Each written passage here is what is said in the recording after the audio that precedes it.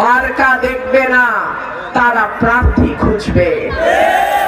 প্রার্থী ঠিক আছে কিনা, প্রার্থী যোগ্য কিনা, প্রার্থী শিক্ষিত কিনা, প্রার্থী সাহসী কিনা, প্রার্থী সৎ কিনা, প্রার্থী এলাকার উন্নয়ন করবে কিনা, প্রার্থীর অভিজ্ঞতা আছে কিনা, এই সব কিছু বিবেচনা করে 30% মানুষ এই নির্বাচনে ভোট দেবে। সুতরাং কেউ যদি মনে করে মার্কার উপর চড়ে নির্বাচনের তরি পার হবে, সেইটা হওয়ার কোনো সুযোগ নাই। এইবারের নির্বাচন যোগ্য প্রার্থী বাছাইয়ের নির্বাচন, এইবারের নির্বাচন সঠিক প্রার্থী বাছাইয়ের নির্বাচন।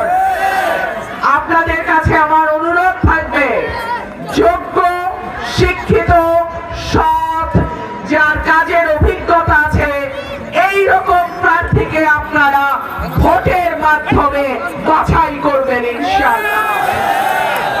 প্রিয় ভাইরা আমার, পানিশ্বরের জোয়ার সরাইল আশুগঞ্জে একেবারে ছড়িয়ে যায়।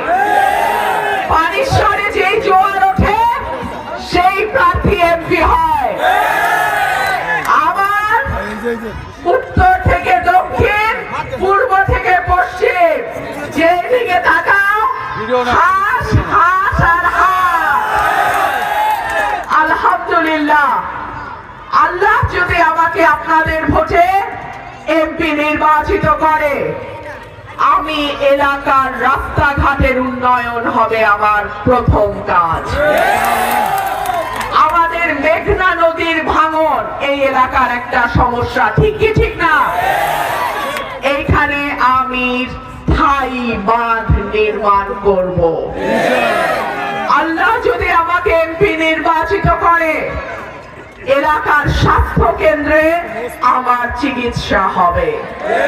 আপনারা সরকারি স্বাস্থ্য কেন্দ্রে গেলে ডাক্তার পান না, নার্স থাকে না, ওষুধ থাকে না, মেশিন নষ্ট, ঠিক কি ঠিক না?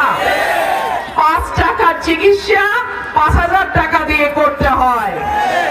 আল্লাহ যদি আমাকে করে, আমার চিকিৎসা, প্রাথমিক চিকিৎসা এলাকার স্বাস্থ্য কেন্দ্র থেকে হবে।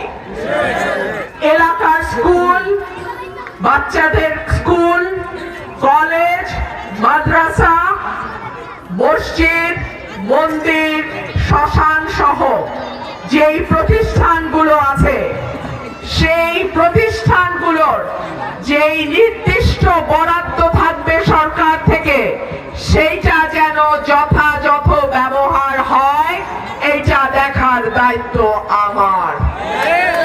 এবং এই বরাদ্দের বাইরে যদি আরো বেশি টাকার প্রয়োজন হয়, ইনশাআল্লাহ সরকারের সঙ্গে যোগাযোগ আলোচনার মাধ্যমে সেই বরাদ্দ আমি ব্যবস্থা করব ইনশাআল্লাহ।